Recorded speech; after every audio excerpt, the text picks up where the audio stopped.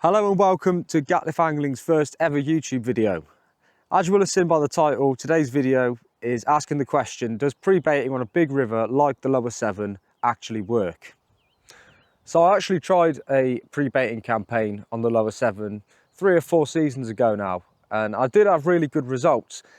But of course I could never prove that that was down to the pre-baiting rather than just a good season on that stretch of water. So this year we're going to give it another go and see what happens. So let's run through the bait we're going to be using for this pre-baiting campaign. Let's head to the garage. So a few weeks ago now we headed up to Bewley to visit Bewley Tackle and Leisure. Whilst we were up there we checked out the river in town, which was looking lovely as it always does. And the bait we opted for was Severn Valley Barbel Products ambush range. So we've got 5 kilo of 4mm ambush pellet, 5 kilo of 6mm ambush pellet, and 5 kilo of ambush boilie as well. And to go with that in our pre-bait mix, we've also got 5 kilo of dried hemp seed here, which I'm going to run you through how we prepare that now. So what you want to do with your hemp seed is put it into a suitable container and fully submerge it in water and leave that for 24 hours. That allows it to soften up, which will make it cook a lot quicker than it would otherwise. So here's a batch that I left to soak overnight, which we're getting cooked up now. So after about 15-20 minutes on the boil, your seeds should be starting to look a little something like this, with the little white shoots coming out of them. So I would say that this load is somewhere near ready. Right, let's make this mix then.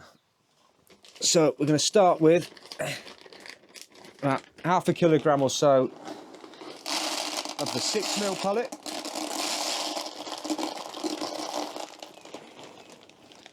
That'll do. Half a kilogram or so of the 4mm pellet. Probably just under half a kilogram there. And probably a 1/3 kilogram of the ambush boilie.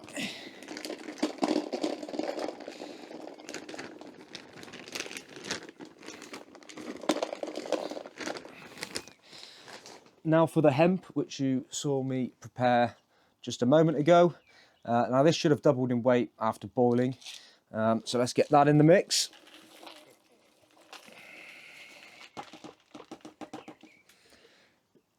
And then to finish it off, a tin of sweet corn to add a bit of colour, which will no doubt be hoovered up by the countless thousands of bream that reside in the Lower Severn, but there we have it.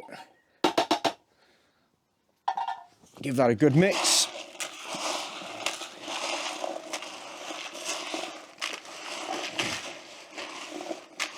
And there we go. That's our finished product. Right, let's get back to the studio.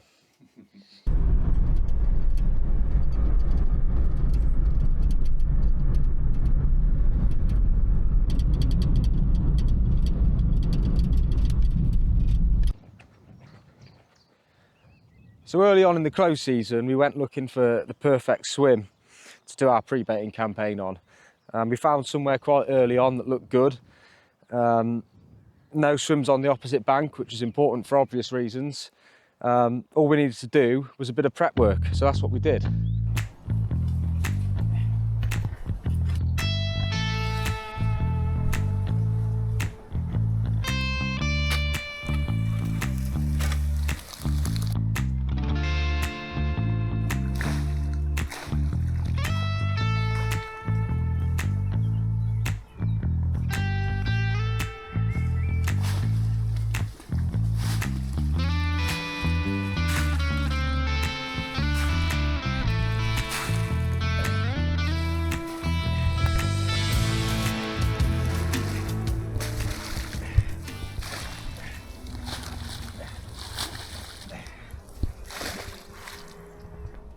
So after clearing a bit of shrubbery out the way, digging the steps, we thought that'd be it and we'll just have to wait now for the start of June.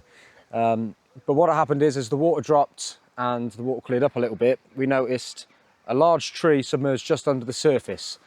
So we got to work on getting that out.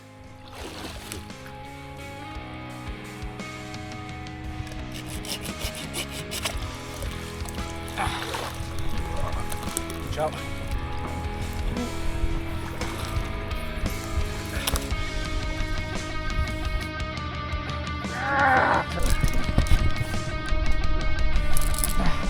Who thought to put this here? If you get that in, the easier it's going to be.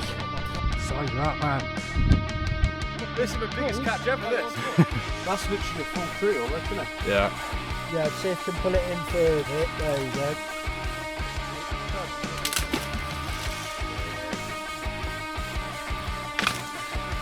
Yeah.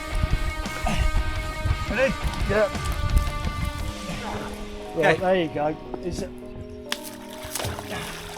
Nice. So this is what we were left with. We did have a go at hauling it out with ropes and all sorts, but it was just too heavy. So we tucked it up out the way and we're going to leave that as is. Having done all that, let's get some bait out.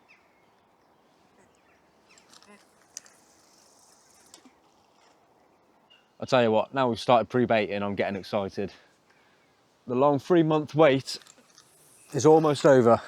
So our pre-baiting strategy was quite straightforward really. We'd come down every night for 7 nights prior to June the 16th, put a couple of kilograms of the mix out over the 2 spots. And then on Monday the 15th, I'll put out less bait around the same time and keep the bait droppers going out every 45 minutes or so to keep any fish that might be down there feeding confidently, ready for the magic hour at midnight. Of course, it had to start raining just as we start putting bait out, didn't it? But I won't grumble because we've got 7 days left of this yet.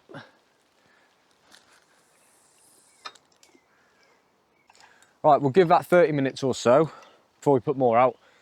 My thinking is, if we can get fish feeding there and then put more out and land it on top of their heads and get them used to the sound of the bait dropper going in, come June the 15th, we can feed them right up until the rod's going at midnight.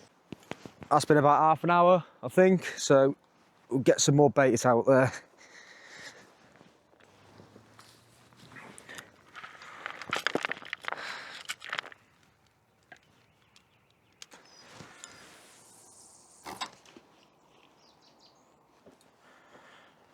Right, that's day 1 of 6 done, and we'll be back down the same time tomorrow night.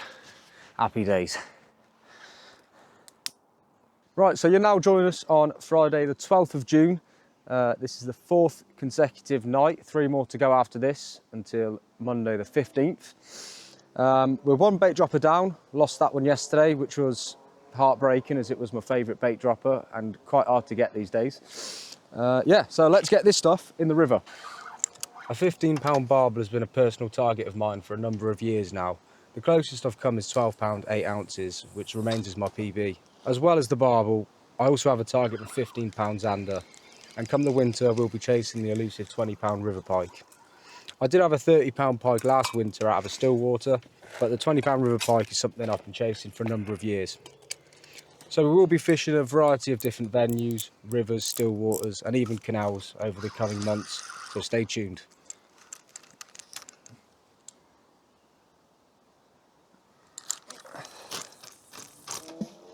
See us.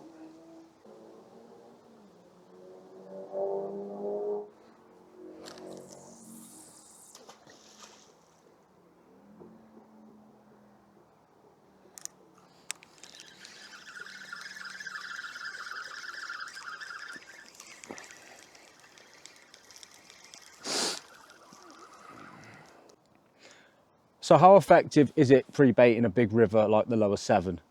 Well, we'll have to wait until June the 16th to find out. So like, subscribe, and we'll see you in the next one.